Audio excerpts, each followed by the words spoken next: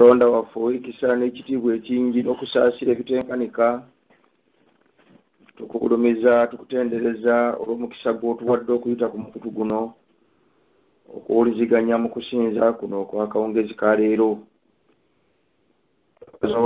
Ogw'amaanyi ogwanirira obulamu bwaffe mu nsi era nga tusaba ne mu kiseera kino eky'okusinza beera wamu naffe otulungamye n'omuntu ntukuvu mu kigambo kyo, era n'okusaba kwaffe kutuleeta wansi ebigere ebyo kulaba omukisa okusinga ennyo tweyongere okukulaba mu bulamu bwaffe obw'omwoyo n'okukolagana awamu naawe bulijjo mu kutambula kwaffe mu kukkiriza kwaffe tulyoke tubeere abawanguzi ku bwa Yesu Kristo Mukama waffe. Amiina. Abaana ba Katonda baagalwa nsanyuse ate okufuna omukisa omulala kuwuliziganya awamu nammwe okuyita ku mukutu guno. Njala okubeebaza olw'obuweereza bwammwe butali bumu mu mirimu egya bulijjo ate ne mu kuweereza Mukama Katonda waffe awamu n'eggwanga lino. Mukama yeebazibwa olw'ebirungi by'abatuusizzaako byemusobodde okutuukiriza. Naye olw'okubanga tuli mu nsi ya kibi ate era mbasaasira n'olw'ebyo ebibanyigiriza ebitaleese essanyu mu bulamu era ebyoleese okunakuwala. Naye temwewuunya nga Peetero bw'agamba nti olw'okugezebwa n'okwokebwa okujja gye muli, kubanga ebimu Sitaani by'alina okukozesa okutugeza n'okutuggyako essanyu lyaffe ery'okukkiriza, oba oliawo ng'ayinza okutufuna ne tudda ku ludda lwe, naye oba oliawo ate nga tuyinza okweyongera okunywera ennyo ne tubeera nga zaabu eyisibwa mu muliro, kubanga zaabu tefunibwa okuggyako ng'emaze kwokebwa nnyo amasengere ne gavugamu. Kale ebimu bibeera gye tuli Katonda n'abikkiriza ne bitubaako olw'okutugeza, naye Mukama waffe yeebazibwe kubanga nga Pawulo bw'agamba nti tuli bawanguzi n'okukirawo ku bwa Mukama waffe Yesu Kristo. Nyongera okutuusa okusaasira kwange eri amaka omwami n'omukyala amagezi olw'ebizibu n'amaziga omulabe Setaani by'abatuusizzaako. Nzikiririza ddala n'akodde Katonda ng'akkiriza ebizibu ebito ne bibaawo, naye gwe mukono gw'omubi ogutunyeenya n'okutusuukunda, okutukamulakamula, okutuyiriisa amaziga mu mbeera efonna bw'etyo. Temuggwaamu maanyi, olutalo lukyagenda mu maaso naye tujja kuluwangula. Ate mu ngeri ey'enjawulo eri muganda waffe magezi n'omukyala simanyi babawulira oba tebawulira, naye muna abatuusaako amawulire, kabaleme okufuuka balwakinze. Temufuuka balwakinze bannange, kubanga ekyamazima kiri nti ffe abakkiririza mu Kristo Yesu yatugamba nti omutima gw'omwe tegwaliikiriranga. Nolwekityo tuli balwakinze. N'ebyo bino bituuka ku bantu ba Katonda okwetoola ensi yonna mu ngeri ez'enjawulo zitali zimu. N'olwekyo muleme kubeera balwakinze, kubanga oba oliawo ekkanisa yonna eyinza okugamba, buli muntu ayinza okugamba nti lwakinze. Naye kamubeere ekyerolerwa eri ensi olw'okuyigiriza abantu abalala oba okubeera obujulizi eri abantu abalala nti tuli mu nsi ya kibi. Ate kamubeere ekyerolerwa eri ensi olw'okuba abajuliro eri abantu abalala nti newankubadde wakati mu bizibu n'okubonaabona tukyayinza okutendereza Mukama Katonda waffe. Kale eriyo bangi abajja okubatunuulira, eriyo bangi abajja okubeewuunya, naye temuggwamu maanyi, mubeere basanyufu, mutendereze Mukama Katonda wammwe, mumuweereze mu kitiibwa. Twongera okugamba nti tuli wamu nammwe bulijjo, tuli wamu nammwe ekiseera kyonna, naye okusinga byonna Yesu Kristo gwe tukkiriza ali wamu nammwe.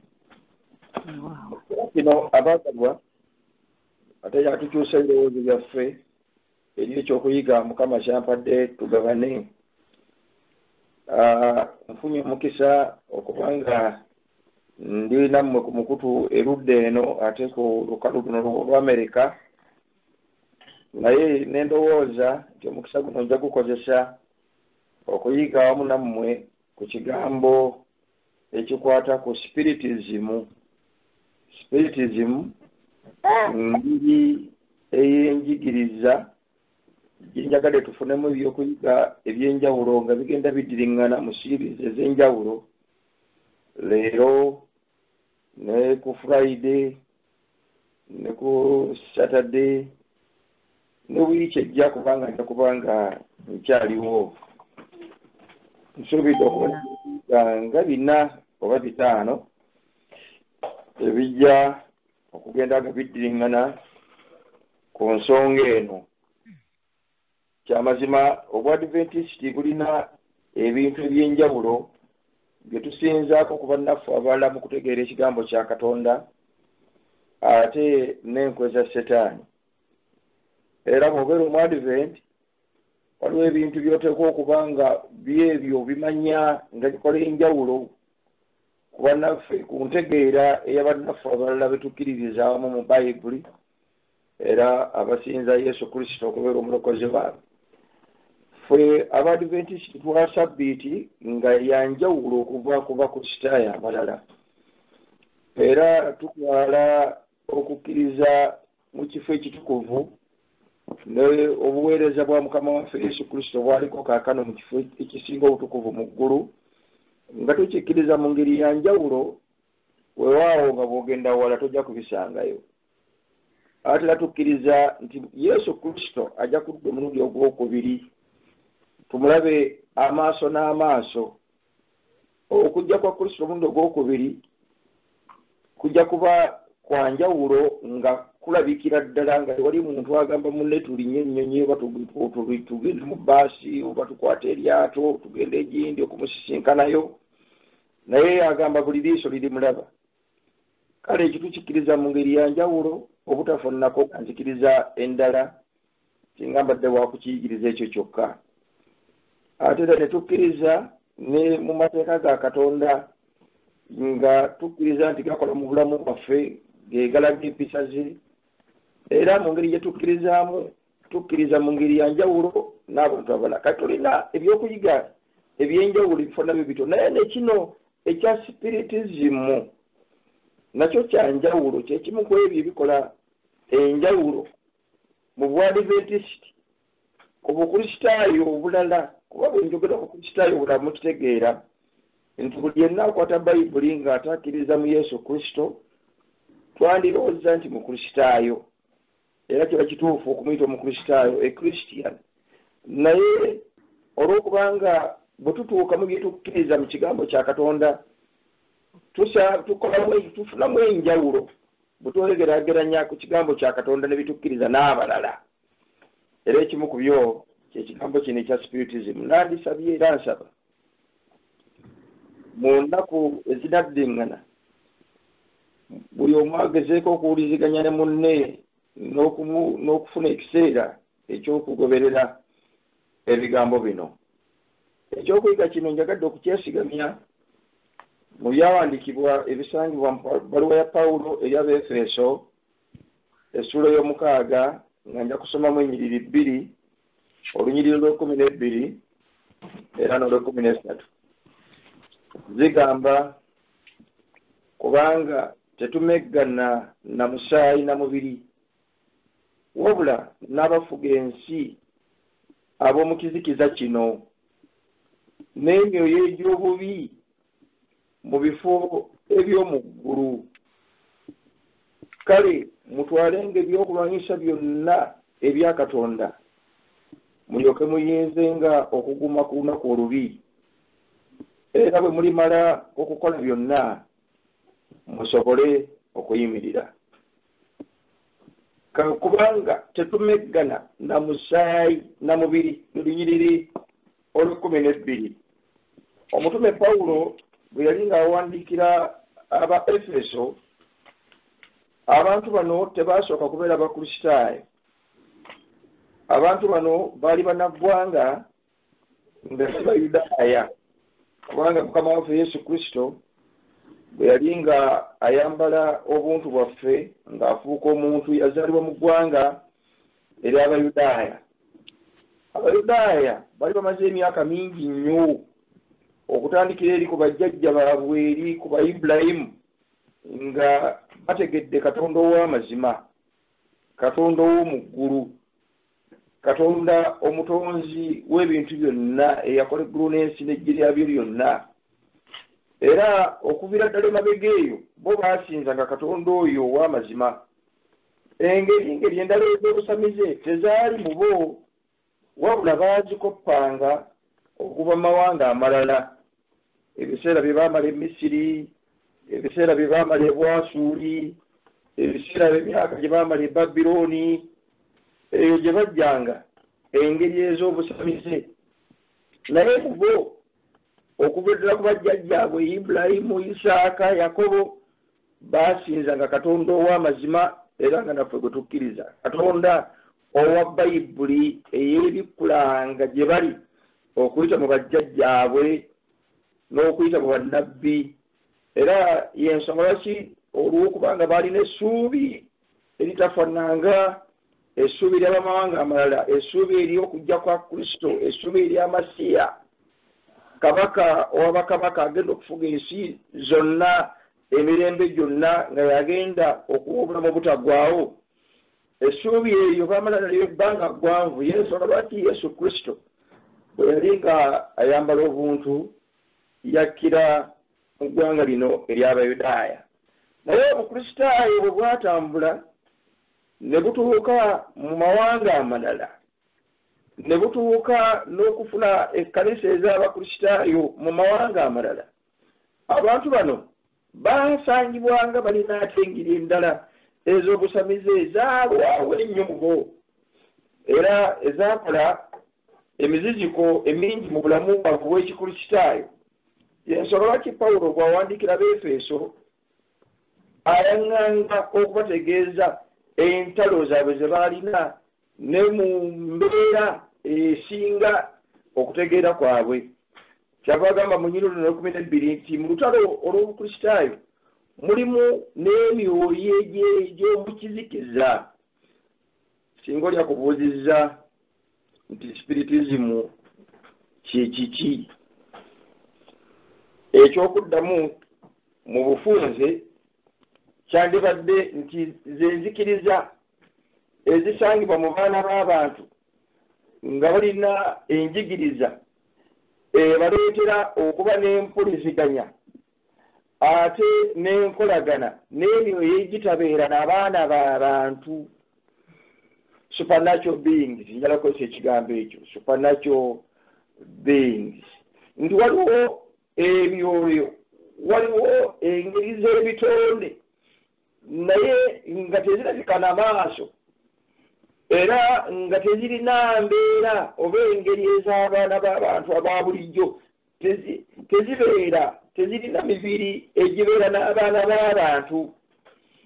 Kati emyoyo egyo, ekigambo kino kyetaaga ennyonnyola empanvu ennyo naye njagenda nyongere kukizimba mube nga mukitegeera bulungi. Emyoyo egyo gitandika, omulabe Setaani yatandika okugenda ng'agisenseza mu njigiriza z'obukristaayo ne zitandika okukkirizibwa nga ebimu ku ebyo abaana b'abantu mu kukkiriza kwabwe be bateekeddwa okutambula nabyo.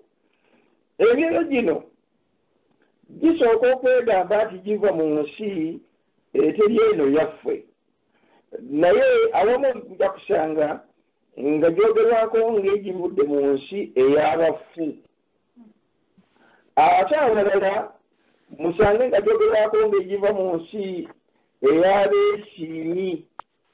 Kugamba abeesiimi be baki be abaliko mu nsi yaffe eno ne babonaabona, abasinga ku bo baali bakristaayo naye Katonda bakola bulungi, beegombebwa abaana b'abantu, bazimba erinnya mu nsi naye ebiseera by'okufa nga bituuse ne basomoka ensi eno ne balowoozebwa okuba nga bagenda mu nsi ey'okwesiima. Kati emyoyo egy'abantu abo abalowoozebwa okuba nga bali mu nsi ey'okwesiima gijja ne gikyalira abaana b'abantu mu nsi eno ey'okubonaabona ne gitandika okuwuliziganya nabo ne bawuliziganya najjo ne bateekawo enkolagana. Kati engeri eyo ya muvumenti ey'enkolagana eyo gye tugamba nti bakolagana n'emyoyo egyo ne babeerawo enjigiriza eyo oba enzikiriza eyo eya spiritism. Spiritism izi kitegeeza omuntu ebintu byayigiriza ng'abikkiriza ng'abinywererako ng'abiremerako era ng'abisaasaanya ne mu balala ne bikola enjigiriza. Emyoyo emirala gyogerwako ng'egiva eyo mu bwengula mu bbanga wali ensi 5 wali ensi 10 wali ensi 2 ezimu za bibira endala za nsozi endala za malungu endala zirimu amaggwa mangi nnyo endala za musenyu kali nayo nga waliyo emyoyo egivaayo ne gijja gikolagana n'abantu mu nsi eno kuno ku nsi yaffe planet earth kwe tuli. Ate emirala gyogerwako ng'egiva ku munyenye era Pawulo yafuna ekizibu kinene eri Abefeso n'abalala Abafilipi n'abalala bwe muba musomye ng'ayogera ku mibiri egy'omu ggulu oba ku nsi ez'omu bbanga aba ayogera ne ku munyenye kituufu. Mukama Katonda yali akola obwengula nga n'ensi yaffe eno mweri kubanga nayo kitundu ku nsi ku munyenye ziri mu bwengula. Yakola eggye ery'omu bbanga ddene nnyo era ensi yaffe erowoozebwa okuba nga yemu ku ezo ezasembayo okutondebwa bwe butonzi bwa Katonda obukyali latest naye nga waliwo endala ezaali zakolebwa edda ey'omujje ey'omu ggulu bingi nnyo. Ate n'ebyoyo gino gigambibwa okuba nga giva ku zimu ku nsi ezo. Tulina ne programs ez'abannaffe abagenda ewala mu by'obwengula nga boogera ne ku busajja wakyalirako ku nsi yaffe oba kuzimu ku munyenye wava ku Jupiter ku planet eno eyitibwa Jupiter, balabaga bava ku Mars, balabaga bava ku Venus, omusajja waggulu bulala bwa kiragala bumpi bulina ebizungirizi budduka nnyo n'ebirala. Kaakano yesagadde kugenda ku sayidi eyo ya astronomy naye bw'okomawo ate ku sayidi eno eya spiritism nga waliwo n'ebyo egyolowoozebwa okuba nga giva mu munyenye ezo. Naye ate mu bitundu ebirala by'ensi ne babaawo ate era boogera ku myoyo. Emyoyo gino nga gyegamba okuba nga gyo giva mu nnyanja. Ennyanja zino ezaffe ez'omu Land Lakes, ennyanja zino ennene zetuyita oceans, agayanja aganene ago nti eruddeyo wansi eyo eriyo embiri ezibeerako emyoyo gino nga zo zakulaakulana dda. Abantu bangi bava eno ne bagenda eyo ne batuuka mu mbiri ez'omu nnyanja eyo ne bakisiikana eyo ne bakyalayo ne basanga ne bannaabwe. Twagenda egindi mu nnyanja netusanga negundi twamusanga negulu twamusangayo. Tyamu bajjayo emikisa ne bajjayo ebyobugagga ne bajjayo ebyama ne babuulirwa ebyama ebiri mu biseera eby'omu maaso ebyama ebiriwo kaakano. Ate emyoyo emirala gyo gigamba giva mu nsi eziri wansi w'ensi naye emyoyo emirala ne gigamba nti giviira ddala mu ggulu ewa Katonda. Egyo nno gyo gya mutawaana nnyo egigambira ddala giva mu ggulu ewa Katonda kuba bwe giva mu ggulu ewa Katonda gijjira mu bifaananyi negyo yeyolesa eri abaana b'abantu nga ye Mariya maama wa Yesu, nga ye mutuukirivu gundi yaffe gindi, nga ye Bunaddiini eyakola ebyekisa eyabeeranga egindi. Kaakano emyoyo egyo ne giba nga gireeta obutwa bungi nnyo mu kukkiriza okuwa njigiriza ey'obukristaayo n'enjigiriza ey'ekigambo kya Katonda. Era ebyo bino byefaanaanyiriza okuba nga girina omusana omujja okubikkulira abaana b'abantu ebyama. Omulembe gwaffe gwe tulimu mulembe abantu nga bagenda banoonyereza ne bakola research mu fields eza science, fields eza sociology, fields eza theology, ne bagenda nga bakola research. Naye ebyo gino gifaanana okubayambako ennyo okuvumbula ebintu ebirabika nga bibadde bizibu tebiraba kuvumbulwa, era nga bafuula okuba ab'enjawulo okuva ku bantu abalala abakulaakulanye ennyo, abategeera ennyo, abakola ennyo, abakwegamba nga gibangwizaako obulamu. Era mu kukola ekyo nga gigenda neewala okubategeeza biki ebibeerawo omuntu ng'amaze okufa. Kino kimu ku ebyo abaana b'abantu beetaaga ennyo okumanya. Kiki ekiddirira ng'omuntu amaze okufa nga wayise eddakiika 3, wayise eddakiika 5, wayise olunaku lumu, wayise omwezi, wayisewo omwaka? Biki ebiddirira? Ebibuuzo bibeera bingi nnyo. Naye ebyo gino gitandiikiriza okuleeta messages okuva mu nsi eziri ze twogeddeko. Abamu bavudde mu nnyanja, abalala bavudde mu ggulu, ebirala givudde mu nsi mu muyenye, ebirala givudde mu nsi za mu bbanga, ebirala givudde mu nsi za wansi. Kakati nga gireeta n'ebyama ebyebyo ebiddirira ng'abantu bamaze okufa. Omuvudde enjigiriza ennyingi ennyo ezoogera n'abafu, ezoogera n'abantu abagambibwa nti bali mu kwesiima. Era abaana b'abantu mu biro bino bagenze bakozesa engeri ez'empuliziganya n'emyoyo gino mu ntalo zaabwe ez'okusoma, nga eriyo abayitawo amangu ennyo nga teetaaga na kusoma nnyo, agende agoba ebibiina 1, 2, 3 okutuuka ku 18 wuuyo mu college high school, college university. Ye ng'agiramu katono bw'ati myaka 2, 3 gimala okuba nga yenkanankana alina amagezi agenkanankana n'owa degree n'okusingawo. Emyoyo gino gigenze ne giyingira mu maka. Waliwo ebintu ebimu bye neewuunya n'okwewuunya, kubanga gyatandiikiriza mpolampola emyaka emabega nga abaana bayinza okufunanga ebirooto ebifaanananga ebya taata waabwe, nga balingawo na bataata waabwe, bajjajjaabwe, basenga waabwe, bannyaabwe yafa. Mpolampola setaani n'agenda ng'ayongera oluusi baba balya emmere ne bamulaba ng'atuuse awo ne balya n'abanyumirizamu eddakiika nga 5 n'agenda. Naye abo twogerera bino nga bangi bakomerayo ddala ne basula mu maka gaabwe, abafuba n'abaafa ne bakomawo ne basula mu maka gaabwe. Namwandu n'abategeeza nti amunange yakomye wano n'atukyali yasuzeewo walubadde busaasaana awo, n'agenda yazzeeyo eri gy'abeera. Era yavadde wanga abeera mu ggulu, wanga abeera ku munyenye, wanga abeera gindi. Ebyo byogera n'abakulembeze nga bagenda mu ntalo, nga bateekateeka okwesimbawo mu byobufuzi, nga bali mu ofiisi zaabwe ez'ebyenfuga. Emyoyo gino gizingazinga ebirowoozo byabwe n'obwongo bwabwe ne gibategeeza ebinaabaawo. Baani abanaawangula obululu, baani abanaasinga olutalo luno, baani abanaalufiiramu n'abanaavaayo batabafudde, byakulwanyisa ki ebiri sayidi eri n'ebiri sayidi eno. Oluusi tuyinza okulowooza nti tekinologiya agenze wala mu kuketta.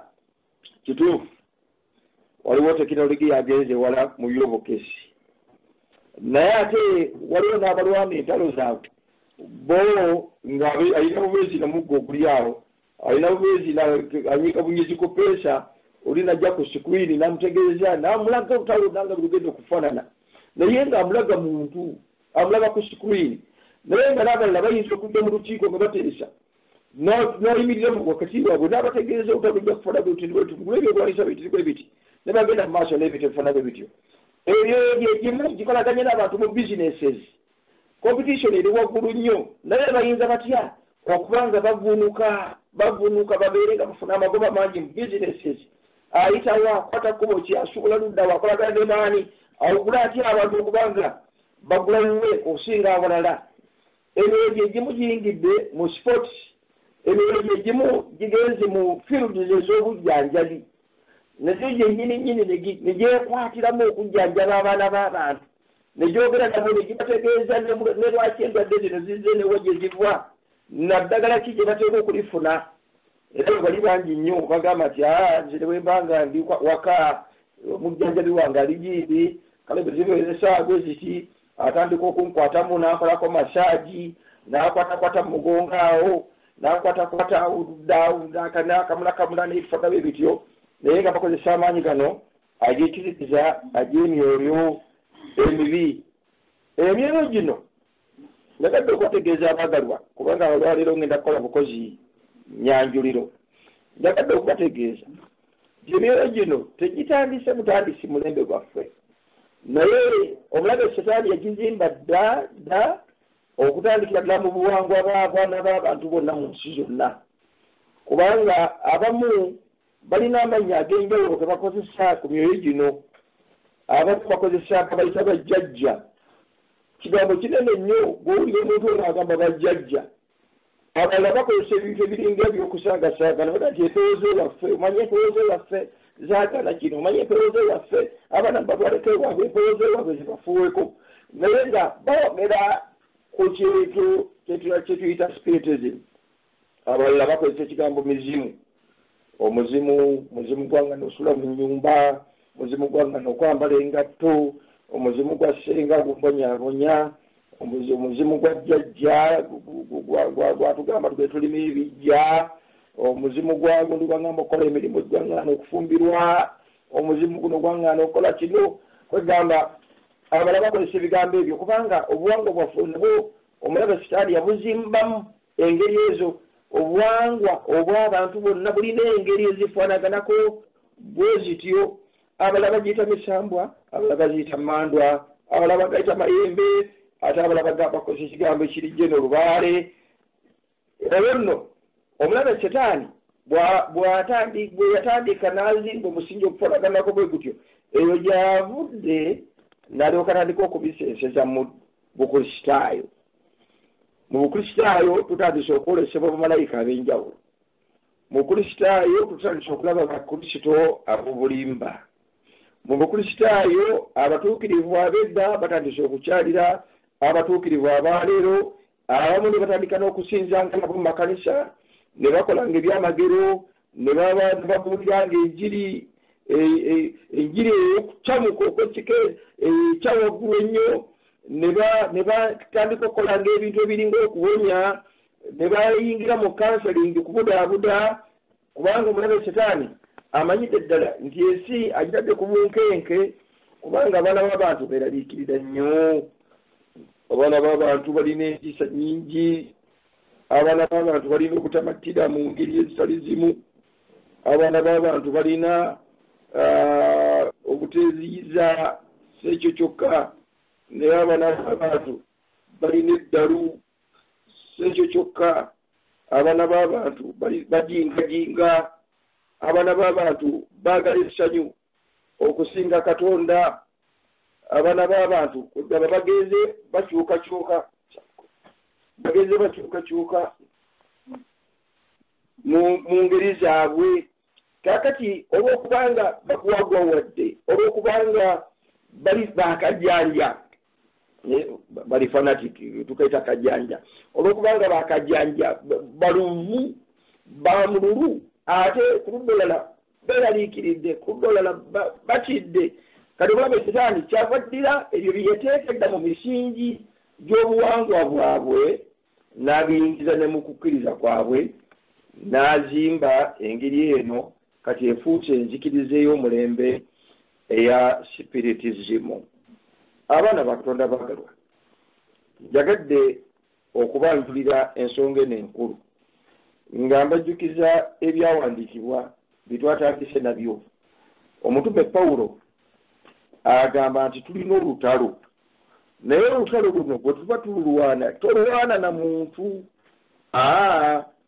Omala biseera by'okunyigira omuntu, omala biseera by'okweraliikirira omuntu, omala biseera byo okutya omuntu, naye ekyoba otya ennyo z'engeri zino omulabe sitaani z'ataddewo okulwanagana naffe.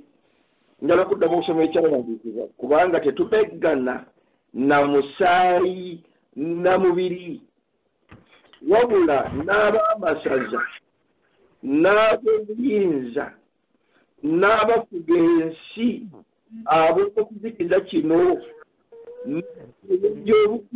mu bifo ebyo mu Lungereza yagambye nti for we do not wrestle against the flesh or blood, but against the principalities, against the powers, against the rulers of the darkness of this age, against the spiritual hosts of wickedness in the heavenly places.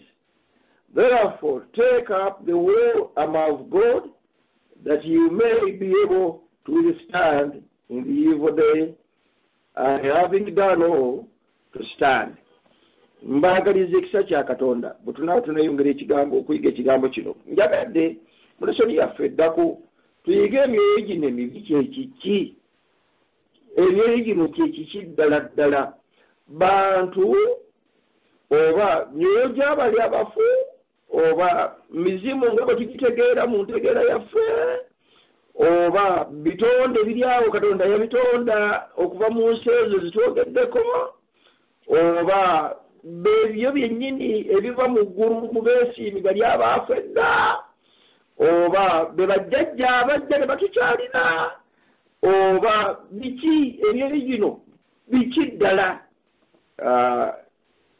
Mu kyogera kyaffe kinaddirira ku Friday nja kwandukula ekibuuzo ekyo, naye nga tuwunzika tujjukire nti tuli mu lutalo lunene wakati w'obulimi n'obubi.